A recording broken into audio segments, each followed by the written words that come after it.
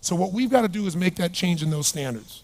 That's where the shifts happen. It doesn't happen any other place. And I'll give you a very simple example. If you want to know the difference in people's lives, it all comes down to what are the things that are musts for you versus shoulds. So let me tell you this. We said to have an extraordinary life, you got to have an extraordinary psychology, right? Extraordinary psychology means you got to live in an extraordinary state.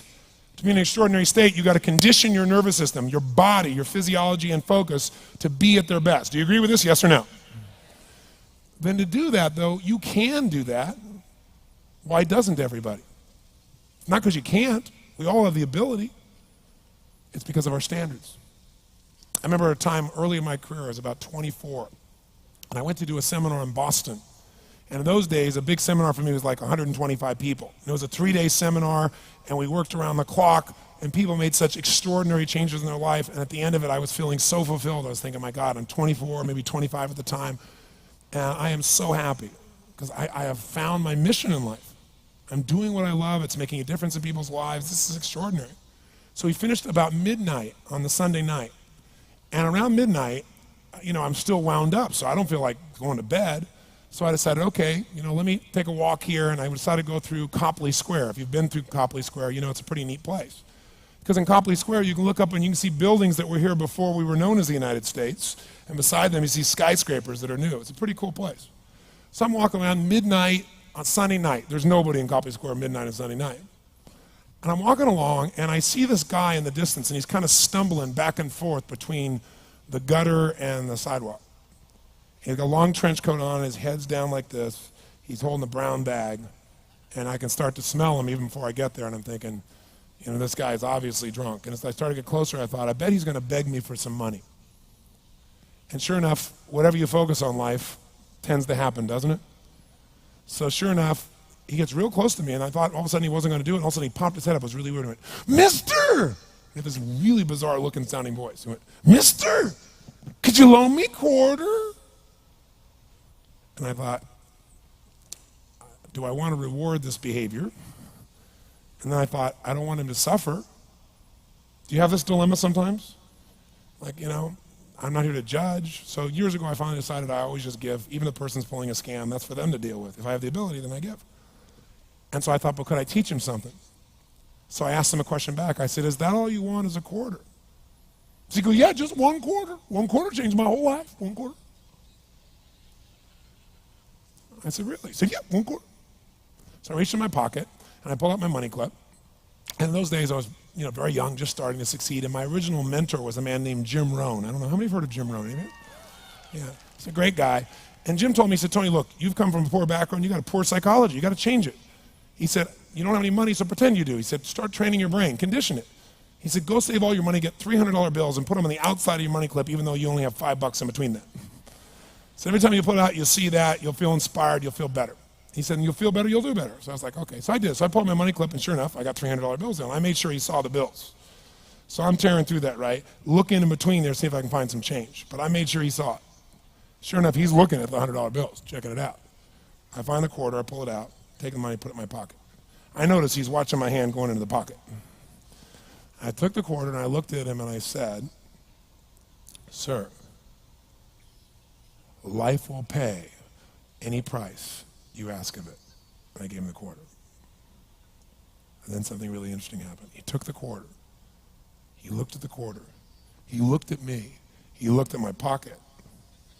He looked back at the quarter, looked at me, looked at my pocket, looked at me again, looked at the quarter, looked at my pocket, looked back at me and said, you're weird. And then he shuffled on off like this, right? And I thought to myself, wow, what's the difference between him and me? I mean, I was 24, 25 at the time, doing what I love most, have my mission in life, and he's in his early 60s, drunk on the street begging for quarters. What's the difference? And I thought, well, maybe God's blessed me because I'm such a good person. I thought, and he's such a bad person, that's such bull. And I thought, wow, maybe the answer to that question is what I just told him. Life will pay whatever price you ask of it. But you know what's interesting? You got to ask intelligently. In the Bible it says, ask and you shall what? Yeah, pretty good formula. You ought to look into it.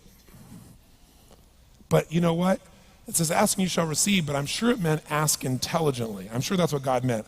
I'm sure he didn't mean bitch and you will receive.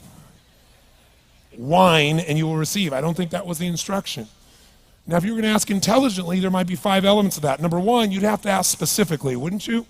You wouldn't ask in a general way. People do that all the time. They go, I want more money. Fine, here's $1, get out of here. Very often, you're getting what you're asking for. You're just not aware of how general you're asking. Clarity is power. The more clear you are about exactly what it is you want, the more your brain knows how to get there. Your brain is a servo mechanism. It's like a bomb. Those bombs, those missiles, they have a servo mechanism. So if the target moves, it knows what the target is, it follows it.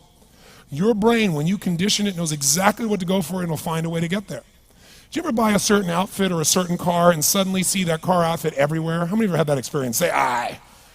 How come that car outfit's everywhere? It always was everywhere, but now you notice it. And the reason is because there's a part of your brain called the reticular activating system, the RAS. That part of your brain determines what you notice and what you don't notice. Your brain spends most of its time trying to make sure you don't notice because you'll go crazy if you notice everything. But when you decide what's most important to you, your brain goes after it.